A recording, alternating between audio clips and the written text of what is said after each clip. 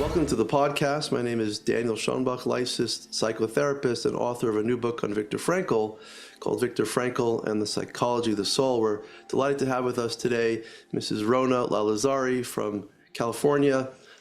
We had the privilege of meeting at a conference that she ran about a month or so ago in New York on dealing with the mental health impact of the crisis going on in Israel today and for people around the world. So, Rona, thank you so much for joining us today. Really appreciate it. Thank you for having me. It was such an honor meeting you, and I'm so glad we continue to stay in touch and can collaborate in this endeavor. It's very important to me, so thank you. You're involved in some really incredible work. Tell us a bit about mental health in Israel, what you're doing. We'll talk about afterwards, like how you got involved in this as well. Sure. What we're doing in Israel right now is in response to the burnout of the therapists in Israel and in response to the massive amount of mental health crisis that is taking place there as a result of October 7th. We figured there has to be a better way to plug in all our resources globally to address this concern. And so what this initiative, Mental Health IsReal, was born to do and has been chartered to do is to create a platform, a virtual platform, where therapists around the world and wellness practitioners, not just therapists, but across the spectrum of wellness providers, can be a resource virtually to those in Israel and those suffering around the world in response to the antisemitism and the terror. And so it became a virtual platform to address the needs, the mental health needs. Yeah, this is really, this crisis that we're observing right now, experiencing, is really historically on the level of the Holocaust, so to speak. It's not just the politics of Israel. You mentioned anti-Semitism exploded. So it's kind of everybody's experiencing this, both in Israel and around the world in the Jewish community. It's tremendously traumatic to most of us what's happening. So that's why I'm so impressed by your work, because it's not just a political problem, it's a social problem, it's a historical problem. And tell us more about, it was October 7th, the war breaks out, and people would have expected a little more sympathy for us. People being murdered, or 1,500 people, I believe between 1,000 and 1,500. There's rape, there's torture, there's horrible destruction of communities. And then the anti-Semitism turns on around the world. We were hoping that we'd be supported, there'll be help for us, but there really wasn't. So then at a certain point, I guess you're affected by that. You're living in California. And at a certain point, I'm assuming that you said, wow, like what's going on? And I have to do something about it. So what happened next? Everything you mentioned is so right on. And it was really the news that started spreading as far as the Nova survivors committing suicide. I'm a mindset consultant. I'm a life coach. I do work on really creating mindsets that are empowering and helping people tap into purpose. And as soon as obviously the war broke out and seeing what was happening among my community here, just people devastated, feeling hopeless, feeling helpless, many falling into pits of despair, I felt like it was my calling to address that. And so as soon as that, coupled with the victims that were survivors of Nova but were committing suicide in Israel, I said, there has to be a better way. We're not addressing something huge here, which is how do we just cope, right? Whether you were someone who survived, or whether you're a family of a survivor, whether you're a family of an armed, somebody who's an armed service, who's in the military, or if you're just watching this from the sidelines and you feel devastated because, like you mentioned, the loneliness, right? How do we handle being so turned away by people we thought were our allies, our friends? And so it was really that would say the impetus was hearing that people are taking their lives. And I remember thinking to myself, we're so few as far as Am Yisrael. We are the few, but we're the mighty. And how can we become mighty if we are rolled up, in our beds? We're having a hard time getting out of bed. We're having a hard time explaining this to our children. We're, like you mentioned, we're getting triggered from the Holocaust. I mean, there were traumas that are generational trauma that we are still processing. And how do we really go about this war when we're needed to be of greatest service right now, right? We can't afford to lose not a single one of us to this despair. And so that was, I would say, that the point where I realized this has to be addressed. This can't keep going without a real coming together of our nation to say, how can we support each other on a mental level and a spiritual level? How do we regain our sense of connection to Hashem and to one another and really feel like we can repair our spirits to be able to move forward? Yeah, you talked about that despair, and Yeah, you were, I'm assuming you were feeling that in yeah, October at that absolutely. time when it was happening. Yeah. Absolutely. And I think the most beautiful part of this organization that has come about is that it's alleviated the despair, because Mhm. when you're able to, first off, think about a volunteer, right? I've never met, and I've been involved in the Jewish community since I popped out of the womb. I've never seen such an excitement for volunteers to be involved and wanting to do more, because what really this organization has established is an opportunity for people to do something. You know, when you feel helpless, that's the number one ingredient to despair, to depression, because you feel like you can't have an impact. We were brought into this world to know that we can make an impact, and to have that taken away is really, it's everything. It is the most critical piece in this. So when we see that volunteers can be in Mexico City, where we're going to be launching in the next few weeks, and they can have an impact on what's going on in Israel by having a one-on-one virtual session with somebody who's in the army and helping them cope through some of the trauma. I mean, you've alleviated such a big part of what the problem here is, and being able to have that impact. So I would say that's probably the most important point in all of this, is how people feel they can make an impact, and they really can. It's interesting. Viktor Frankl once said he had a formula for overcoming despair. He said, D, the letter D for despair, equals S minus M. Mm, Despair is suffering minus meaning. mm, However, when you add meaning, you find meaning in what you're doing, you avoid the despair, even if you're going through a time of suffering. So it sounds like to me, Rona, that that's what you're picking up on, isn't it? That your organization, Mental Health IsReal, is just saying, let's find some meaning in doing something about it. yes, Is that what you're finding to be helpful? absolutely, Yeah. absolutely. It's the pain to the purpose, you know, fueling that pain and driving more purpose. And you know, even at these events that we do, so we do launch events in different cities. You and I met at the New York launch. We first started in LA. We're going to be in Mexico City, God willing, in a few weeks, and then we have Canada and Australia. What happens when we get together in a room and we bring together all the people in that community, and they sit together, and the first thing I always say is, it's not anything we can teach this night. Whether we have our trauma specialists, we have wonderful, inspiring leaders there with us. Rabbi Manis Friedman, Dennis Prager, may he continue to recover, was with us at the event. Everyone can share their wisdom, but it's just being in the room and looking around and saying, I am part of something meaningful. I am part of an outreach that is there to bring light back into the darkest of corners of the world.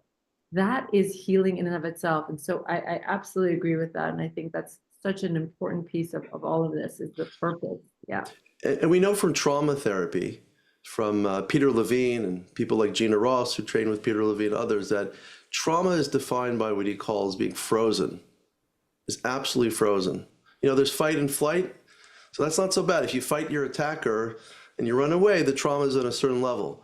But if you're in a state of freeze, as it's called, that's the worst form of trauma. So when I met you a month or so ago with Dennis Prager and Rabbi Friedman and others there, I felt really energized. Like, hey, I'm a therapist. I was never given a situation where I could speak out against it, about the trauma and the helplessness I was feeling as a therapist.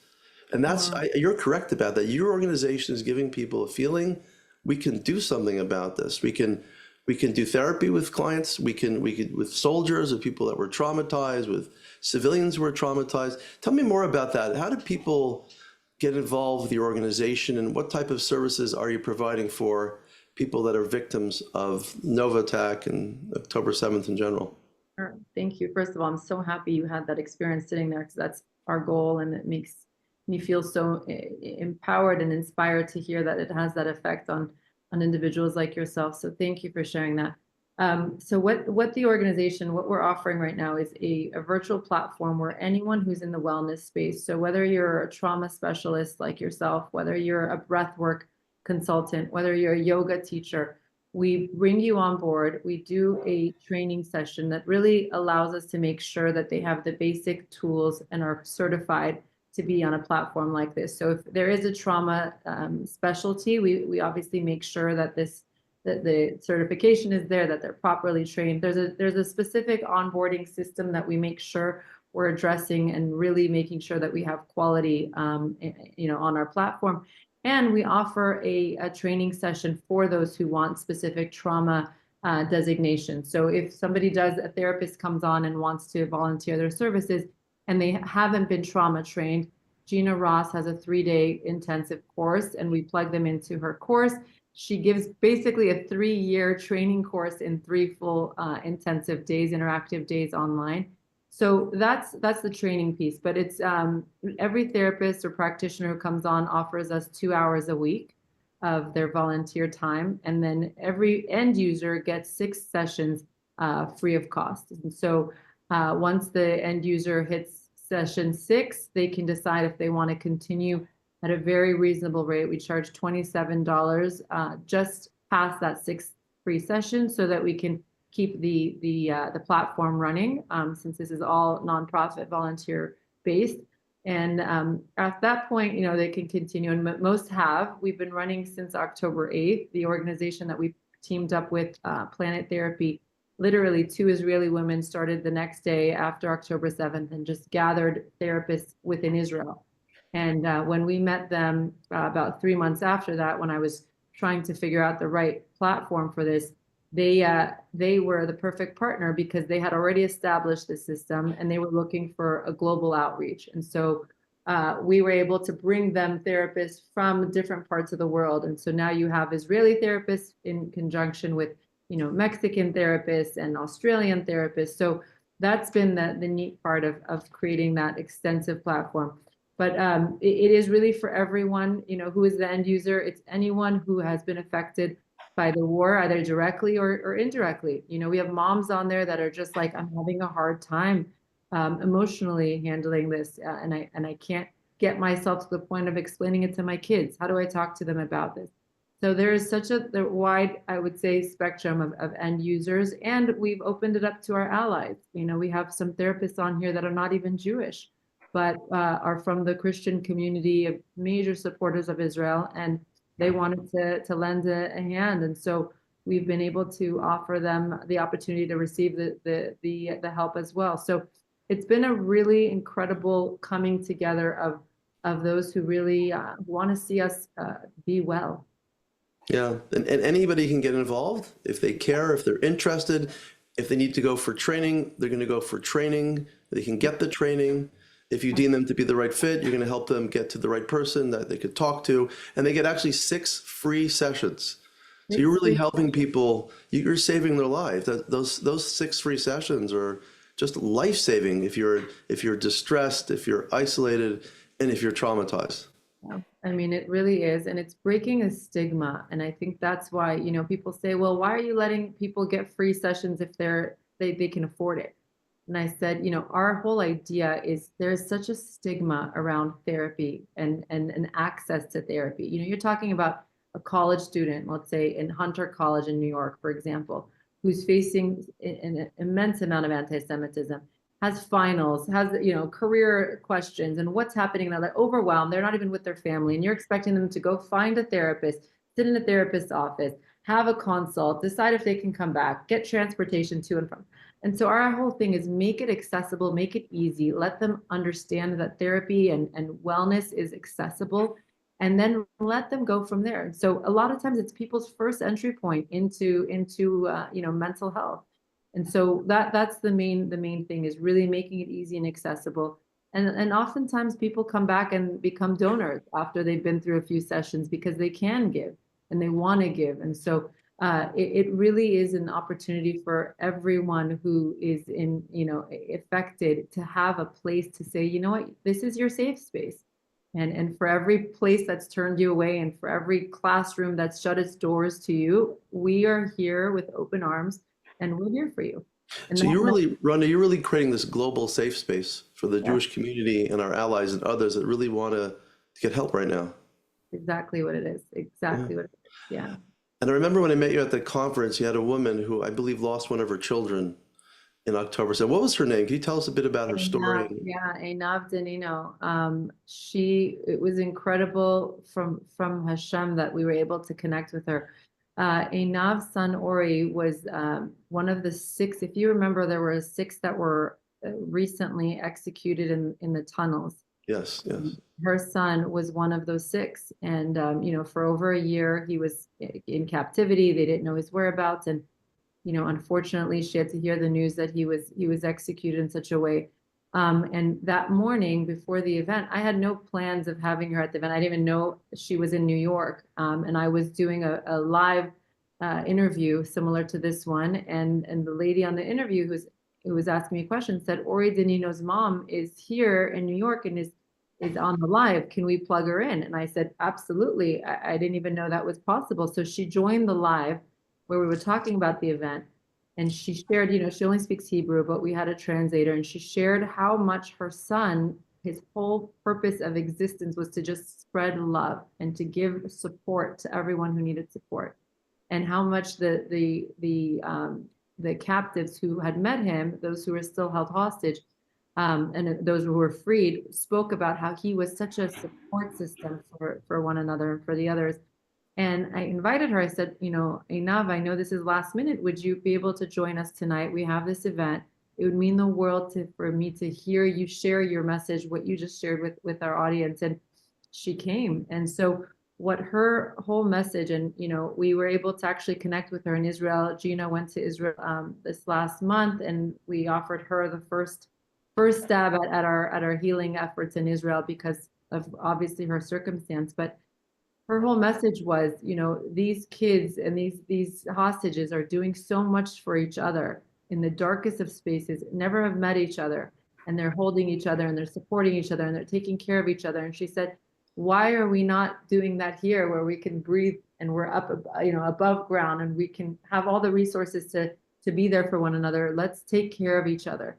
Let's take care of each other. And she shared how really that's been her is being able to do what he has done for so many and continue his legacy of really caring for Am Yisrael. And so it just the message fits so beautifully in what we were doing, and obviously now creating an opportunity to give to her and her family and those that she can bring to our platform. But it was a really, really moving moment with her. Now, the Viktor Frankl said that you can take away from man all of his freedoms, except the last of all freedoms, which is the ability to choose one's attitude. And I just found that remarkable. Also Frankl said that those who believed in the Holocaust, he was in Auschwitz, for example, he didn't know if he'd live or die. There were times he was on a death march or he was dying of typhus, and he imagined himself in the future teaching a class about the psychology of the concentration camps. Or he imagined himself speaking to his wife. He didn't know she was murdered at that point in Auschwitz, but he imagined himself talking to her at that point. He said that's what kept him alive, was the belief that he was going to fulfill a meaning in the future. This is quite remarkable information. Unfortunately, here we are 100 years later, 75 years later, having to do the same things. Could you talk a bit about, I've been hearing stories, I don't know the names of people, that when they're being brought even into the tunnels, in captivity, being tortured, they were thinking about how they could help each other. And they're claiming for some of them, that's how they kept alive. Could you share some of those stories that you've been hearing and people helping each other, what Gina's hearing? It's very interesting you say that. I just was with a family in Southeast Asia, a Chabad house actually in the Philippines, and they had just had an Israeli cohort that came to visit them. And one of the gentlemen that was there was a survivor of the festival. And he, for about, I think, 12 hours was on this escape and running and trying to save people and back and forth, bringing bodies and bringing live humans to safety. And it was like a nonstop ordeal. And the rabbi's wife shared with me, she asked him, what was it that kept you alive and going? And he said exactly what you just said. He said, I was imagining that I was skipping through a forest and I was sharing all this journey of excitement with everyone after everyone was healed and we were celebrating. And he's like, every step I took, I pretended I was dancing and celebrating that this was over. And so he said for 12 hours, he was completely in a different altered reality where his imagination was able to take over. And he fully believed that he was not running away from terrorists, but he was skipping through a forest celebrating life. And he had to actually convince people around him to do that so that they can survive. And it was, and he's like, I literally was skipping. I mean, obviously very fast, I'm sure, but that concept that you just mentioned is how our minds can really overcome, right? Mind over matter, and really give you that resilience to push through in such a crisis is remarkable. It's remarkable. This is also the concept of Kol Yisrael Arevim Zeh B'Zeh. Here we are, somebody that survived this situation in Israel. You meet him in Southeast Asia at Chabad House, and there you are meeting together. What was that like? You meeting a guy that Unbelievable. amazing. Yeah. Unbelievable. And you know, you see, like, again, like, we are so few, but look what happens when we connect and we create this oneness, right? It's like it's the oneness with us and Hashem, and it's the oneness with us and one another, where there's a magnetism. We're just pulled towards each other. And when we show up in service and when we show up in alignment, that magic, there's no physical or time that in any way can create a barrier, right? Time and space have no barrier when you are in such an alignment. And that's the beauty of Am Yisrael. We are really, really one. And that's the purpose of Mental Health IsReal, is to bring out that oneness, to break down any barriers of time or space and say, if we can really, you know, cultivate this energy and really come together, this can be so powerful in healing us. So I agree 100%. If people want to get involved with your organization, if people want to be trained in giving support to people that are victims of trauma and they want to support you financially, where do they go to? Is there a website? How do they get in contact with you? Mentalhealthisreal.co, and it's Mental Health is Real, REAL, not Israel, but it's a play on the word. So mentalhealthisreal.co, and all the information is there. You can book 6 sessions there. You can donate. We are absolutely looking for donors constantly, organizations that want to partner with us. We're really a brand new baby, and we have so much that we can offer. And the good thing is we can scale as far as we can reach. You know, going on a virtual platform, this can be replicated, you know, throughout the world, and that's our vision. So we would absolutely love any and all partnerships. Yeah, I want to thank you so much for joining me today, and I hope we can get the word out, and I really believe people should support. I saw it with my own eyes, what you did that evening. You're not from New York. You walked into New York. You put together an event. People were invited. People found out about you. I want to wish Dennis Prager a full refuah shlema from his back accident, his neck accident, and all the supporters that you're doing. Hopefully those will just keep on growing, and we'll really get to the place where Am Yisrael is experiencing the oneness with one another and bring us to the next era in history, that we're all one and the world becomes one in a time of peace and meaning. So thank you so much for joining me today. Thank you for your support, for this platform, for your faith in us, and this partnership means so much to us. So thank you.